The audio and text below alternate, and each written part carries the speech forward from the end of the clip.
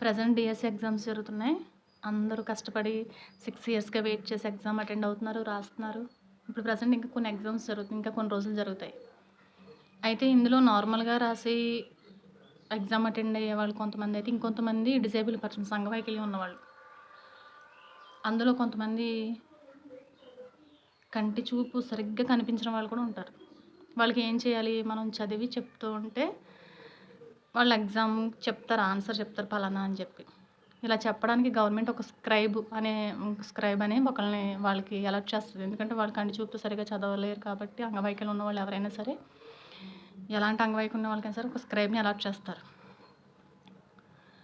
ఎలా ఎగ్జామ్ రాయడానికి ఒక స్క్రైబ్ని అలాట్ చేసేటప్పుడు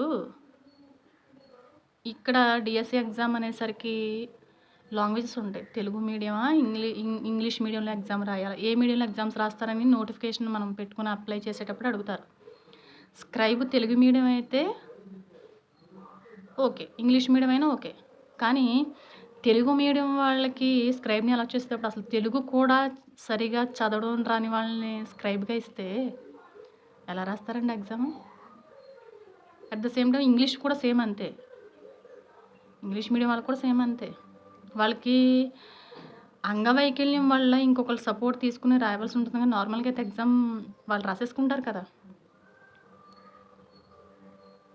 తెలుగు మీడియం వాళ్ళు ఎగ్జామ్ రాయడానికి వచ్చినప్పుడు తెలుగు కూడా సరిగా చదవడం రాని వాళ్ళని స్క్రైబ్గా ఇస్తే, ఇన్ని సంవత్సరాల నుంచి వాళ్ళు ఎగ్జామ్ కోసం వెయిట్ చేసి, దానికి తగ్గ కృషి చేసి, దానికి తగ్గ ఫలితం పొందే టైంలో స్క్రైబ్ అనే వ్యక్తి సరిగా లేకుండా ఎగ్జామ్ నువ్వు రాసేయి, మేము స్క్రైబ్ని అలాట్ చేసామంటే అది ఎంతవరకు న్యాయం? తెలుగు మీడియం వాళ్ళకి తెలుగు కూడా సరిగా చదవడం రాని వాళ్ళని స్క్రైబ్గా ఇస్తే ఎలా రాస్తారండి ఎగ్జామ్? ఎలా అటెండ్ చేస్తారు చెప్పండి? వాళ్ళు కష్టపడ్డ దానికి ఫలితం దక్కుతుందా? సార్ నేను తెలుగు మీడియం సార్, నాకు స్క్రైబ్గా ఇచ్చారు, ఈ అమ్మాయికి తెలుగు సరిగా చదవడం రాదు, లేకపోతే ఈ పర్సన్కి సరిగా తెలుగు చదవడం రావట్లేదు సార్, స్క్రైబ్ నాకు మార్చండి సార్ అంటే రూల్స్ ఒప్పుకోవు మాకు. మరి దేనికి ఒప్పుకుంటాయండి రూల్స్?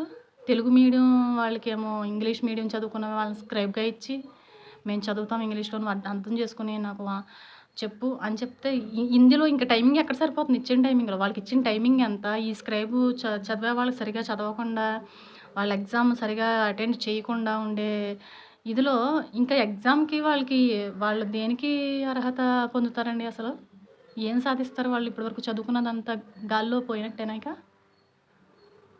కొంచెం ఆలోచించండి. స్క్రైబ్లు ఇచ్చేటప్పుడు కొంచెం ఆలోచించండి. అవతల వాళ్ళ కెరీర్ మీద పణంగా పెట్టి 6 ఇయర్స్ నుంచి వాళ్ళు ఎన్నో ఇయర్స్‌గా ఎంతో కాలంగా వాళ్ళు ఎగ్జామ్ ప్రిపేర్ అయినప్పుడు స్క్రైబ్ సరిగా లేకపోతే వాళ్ళు ఇప్పటివరకు పడిన దానికి కష్టానికి విలువ ఎక్కడుంది?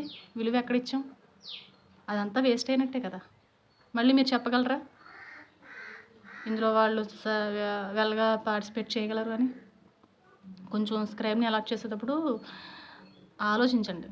తెలుగు మీడియం వాళ్ళకి తెలుగు బాగా చదవడం వచ్చిన వాళ్ళని అలర్ట్ చేయండి. ఇంగ్లీష్ మీడియం వాళ్ళకి ఇంగ్లీష్ చదవడం వచ్చిన వాళ్ళని అలర్ట్ చేయండి. కొంచెం ఈ డిఫరెన్స్ కానీ ఇప్పుడు అప్పటి వరకైనా సరే వాళ్ళు కొంచెం పడ్డదానికి కష్టానికి ఫలితం దక్కడానికి కృషి చేసిన వాళ్ళు అవుతారు.